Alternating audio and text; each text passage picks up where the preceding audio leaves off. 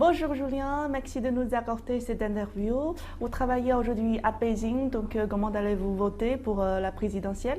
Il faut déjà s'inscrire sur les listes consulaires et ensuite on se déplace au consulat avec notre carte d'identité ou notre passeport, ça n'a pas d'importance. Et ensuite on vote avec un bulletin papier dans les mêmes conditions que si on était en France.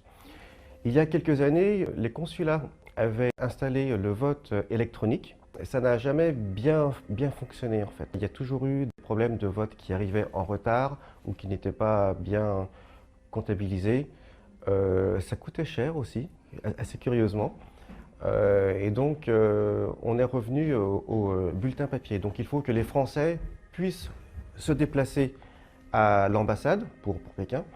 Et pour les Français qui n'habitent pas Pékin, donc soit ils vont à leur consulat quand il y a un consulat, soit ils demandent une procuration pour que des proches puissent voter pour eux.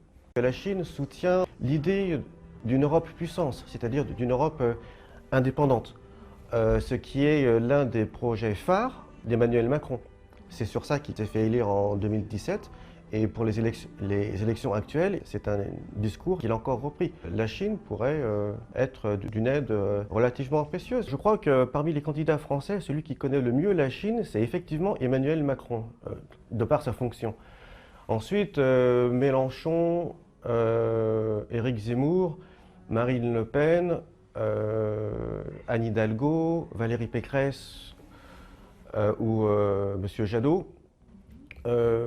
Tous ces gens-là, déjà, ne connaissent pas très bien la Chine, et en plus, ils ont des attitudes plus ou moins bienveillantes, j'ai envie de dire.